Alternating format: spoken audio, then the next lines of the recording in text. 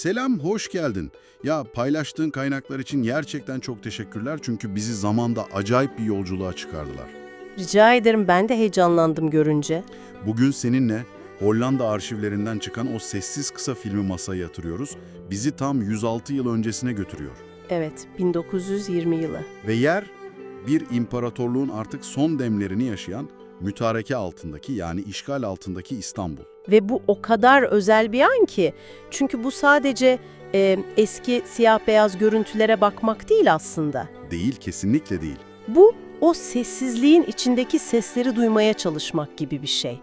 O hareketli kareler bize o dönemin ruhu hakkında, o şehrin kaosu hakkında neler fısıldıyor. İnsanların umutları, korkuları. Aynen onu anlamaya çalışacağız. Çünkü o görüntülerde bir imparatorluğun vedası ve yepyeni bir ülkenin doğum sancıları gizli. Kesinlikle. Filmin çekimi şekli bile tek başına bir hikaye anlatıyor, değil mi? Hem de nasıl? Çekimlerin çoğu Karaköy açıklarında demirlemiş bir gemiden yapılmış. Evet. Bu da kameraya adeta böyle tanrısal bir bakış açısı veriyor. Şehre yukarıdan, her şeyi gören bir gözle bakıyor. Doğru. Ama en sevdiğim kısım kameranın orada kalmaması. Bir hayalet gibi gemiden iniyor. Sokaklara karışıyor. Sokaklara karışıyor.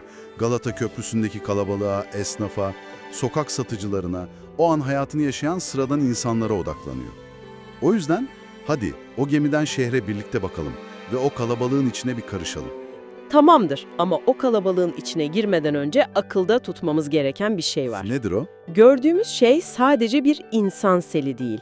O yüzlerce yıllık bir imparatorluk mozaiğinin bütün o dillerin, dinlerin, kültürlerin son canlı portresi. Çok güzel bir tanım. Sanki tarih bu anı dondurun çünkü bir daha asla böyle olmayacak demiş gibi. İşte bu portreyi daha iyi anlamak için sanırım biraz sayılara bakmak lazım. Evet, sayılar çok şey anlatıyor. 1920 İstanbul'un nüfusu yaklaşık 1.200.000.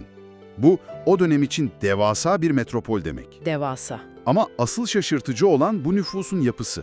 Yani inanılmaz kozmopolit bir tablo var karşımızda. Hem de nasıl? Şöyle düşün, bu 1,2 milyonluk nüfusun kabaca yarısı yani 600 bin kadarı Müslüman. Tamam. Geriye kalan diğer yarısı ise bugün hayal etmesi bile zor bir çeşitlilik sunuyor. Ne gibi mesela? Neredeyse 400 bine yakın Rum nüfustan bahsediyoruz. Bir dakika. 400.000 mi? 400 bin. Yani şehrin neredeyse 1/3. Bu inanılmaz bir oran. Buna ek olarak 120 bin civarında Ermeni var, 45 bin civarında Musevi var. Ve bunlar sadece büyük gruplar. Bir de Levantenler falan var. Tabii bir de bunların yanında Levantenler yani Avrupalı tüccarların torunları ve daha pek çok milletten yabancı yaşıyor şehirde. Yani 400.000 Rum ne demek? Yani o görüntülerde Galata Köprüsü'nden geçen her 3 kişiden biri Rum olabilir. Çok büyük ihtimalle öyle. Sadece o sokağın sesini hayal etmeye çalışıyorum. Türkçe, Rumca, Ermenice, Ladino, Fransızca, İtalyanca. Hepsi bir arada. Hepsi aynı anda, aynı kaldırımda konuşuluyor. Bu şehrin sadece manzarasını değil, sesini, ritmini, kokusunu tamamen değiştiren bir şey olmalı. Tam olarak öyle. İşte o görüntüler bu yüzden bir nüfus sayım raporundan çok daha değerli. Kesinlikle. Çünkü o rapor sana 400 bin Rum der, geçer. Ama film o rakama bir yüz veriyor, bir kıyafet, bir yürüyüş, bir ifade veriyor. Can veriyor adeta. O istatistiği ete kemiğe büründürüyor. Bu çeşitlilik sadece demografik bir veri değil ki. O şehrin mimarisini, yemeğini, müziğini, dükkan tabelalarını, yani gündelik hayatın dokusunu oluşturan şeyin ta kendisi. O sessiz film aslında o kaybolan dokunun, o sesli ve renkli hayatın son kaydı. Evet, bu renkli ve canlı tabloya bakınca insan bir an her şeyin yolunda olduğunu düşünebilir. İlk bakışta öyle duruyor. Ama o kalabalığın içindeki yüzlere biraz daha dikkatli bakınca bazı insanların duruşunda, bakışında bir gariplik seziyor insan. Nasıl bir gariplik? Bir yorgunluk, bir belirsizlik. Sanki herkes oranın yerlisi değilmiş gibi, sanki herkesin hikayesi o şehirde başlamamış gibi. İşte işin trajik boyutu da burada başlıyor galiba. Çok keskin bir gözlem bu. Çünkü o capcanlı görünen şehir aslında devasa bir sığınma limanı. O kalabalığın içinde kökleri nesillerdir o topraklarda olan bir İstanbullu ile daha dün evini terk etmek zorunda kalmış bir mülteciyi yan yana yürüyor. Ve şehir o yıllarda iki büyük travmatik göç dalgasının tam merkezinde. İlki sanırım daha yakından, Balkanlardan gelen dalga, değil mi? Balkan savaşlarının yaraları hala çok taze. Hem de nasıl taze. Daha birkaç yıl önce Balkanlardaki evlerini, topraklarını, bütün bir geçmişlerini bırakıp canlarını kurtarmak için imparatorluğun başkentine sığınmış on binlerce Müslüman aile var. Anladım. O kalabalığın bir bölümü işte o büyük kopuşu yaşamış, her şeye sıfırdan başlamaya çalışan insanlardan oluşuyor. Hayatlarının travmasını atlatmaya çalışırken bir de işgal altındaki bir şehirde tutunmaya çalışıyorlar. Diğer dalga ise tam tersi yönden, kuzeyden geliyor. 1917 Bolşevik devriminden kaçan Beyaz Ruslar. Evet, Onların hikayesi ise bambaşka bir dram. Bunlar sıradan göçmenler değil. hiç değil. Bir gecede bütün servetini, ünvanını, ülkesini kaybetmiş soylular, subaylar, sanatçılar. İnanılmaz. Kesinlikle. O dönemin Peras'ında yani Beyoğlu'nda yaşananları bir düşün. St. Petersburg'daki sarayında balolar düzenleyen bir prens, Ne yapıyor mesela? belki de bir restoranda garsonluk yapmak zorunda kalıyor. Çar'ın ordusunda general olan biri limanda hamallık yapıyor. Bu korkunç bir şey. Bu sadece bir yer değiştirme değil, bir kimlik yıkımı. Ve sığındıkları tek liman o görüntülerdeki İstanbul. Ve bütün bu dram tam da bu filmin çekildiği 1920 sonbaharında zirve yapıyor, değil mi? General Wrangel komutasındaki Beyaz Ordu'nun Kırım'da Kızıl Ordu'ya yenilmesiyle olanlar. Evet, o an her şeyin koptuğu an. Tarihin gördüğü en büyük deniz tahliyelerinden biriymiş bu. Öyle. 150 binden fazla asker ve sivil gemilere doluşup İstanbul'a geliyor. Zaten dolu olan bir bardağın üzerine bir sürahi daha su boşaltmak gibi bir şey bu. İnanılmaz bir an. Şehir bir anda on binlerce yeni, çaresiz, travma yaşamış ve geleceği tamamen belirsiz insanla dolup taşıyor. Yani o Karaköy rıhtımından şehre bakan kamera aslında sadece bir şehri değil, Bir insanlık krizini de kaydediyor. aynen öyle. Gördüğümüz İstanbul sadece bir imparatorluk başkenti değil, aynı zamanda acıların, umutların ve hayal kırıklıklarının iç içe geçtiği devasa bir ara istasyon. Bu tabloyu zihnimde canlandırmaya çalışıyorum da o köprünün üzerinde yürüyen kalabalığın içinde. Kimler var kimler? Belki birkaç kuşaktır İstanbul'da olan bir baharat tüccarının yanında Selanik'teki evinin hasretini çeken bir aile duruyor. Onların 2 adım ötesinde bir daha asla göremeyeceği Moskova'daki hayatını düşünen bir Rus kontesi, paltosunun cebindeki son mücevheri nerede satabileceğini düşünüyor. Muhtemelen. Film bize bu hikayeleri tek tek anlatmıyor tabii. Ama tarihsel arka planı bildiğimizde o sessiz kalabalık birden binlerce farklı hikayeyle konuşmaya başlıyor. İşte bu yüzden bu görüntüler çok katmanlı. En yüzeyde bir şehrin sıradan bir günü var gibi duruyor. Evet. Bir katman altına inince çökmekte olan bir imparatorluğun o zengin kozmopolit mirasını görüyorsun.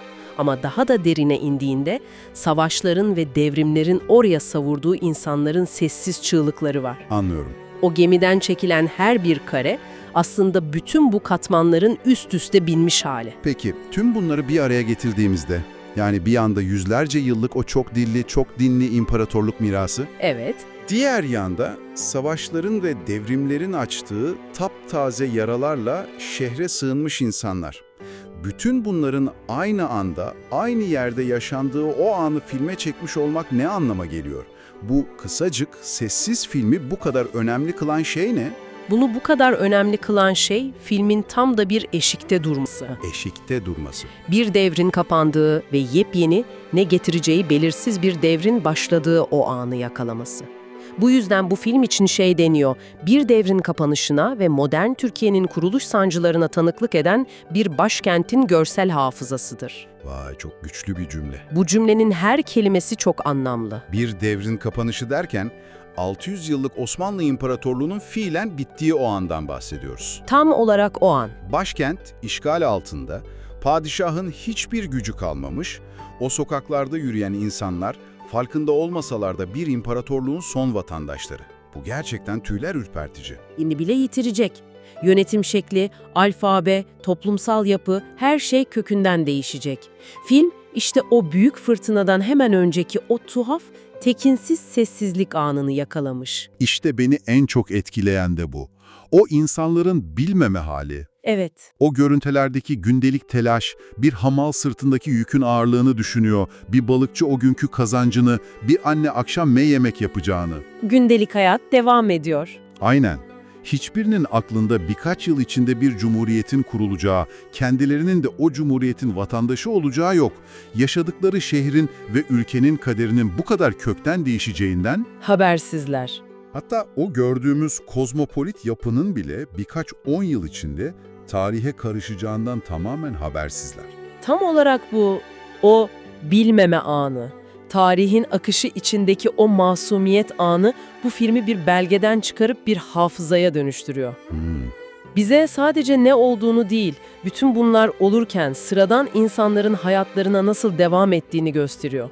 Tarihin büyük anlatılarının arkasındaki insan faktörünü, o gündelik hayatın direncini bize hissettiriyor. Evet. O insanlar için o gün tarihin bir dönüm noktası değil, sadece sıradan bir salı günüydü belki de. İşte bu yüzden bu film, kitapların bize veremeyeceği bir duyguyu, o ana tanıklık etme hissini veriyor. Gerçekten de öyle. Yani senin paylaştığın bu kaynak sayesinde anladım ki tarih sadece antlaşmalardan, savaşlardan ve büyük liderlerin kararlarından ibaret değil. Değil. Bazen birkaç dakikalık sessiz bir film bize ciltler dolusu kitabın anlatamadığı bir şeyi, bir dönemin atmosferini, ruhunu ve o ruhu oluşturan isimsiz insanların hikayelerini fısıldayabiliyor. Kesinlikle.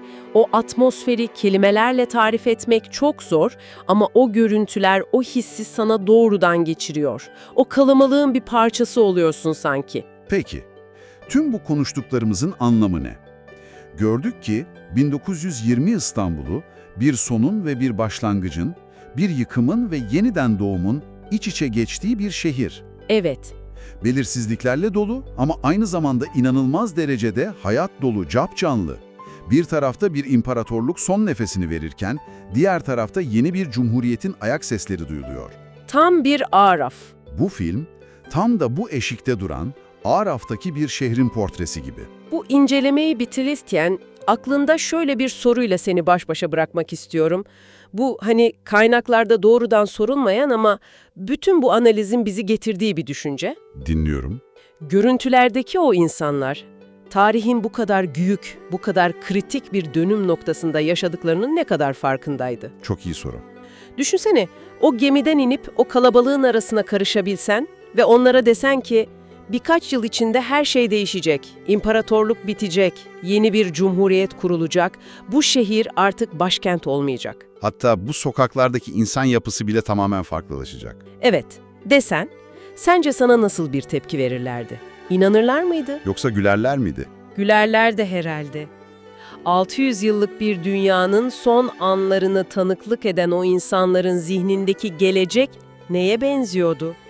Belki de gelecek diye bir şeyi düşünemeyecek kadar o günün derdiyle meşguldüler.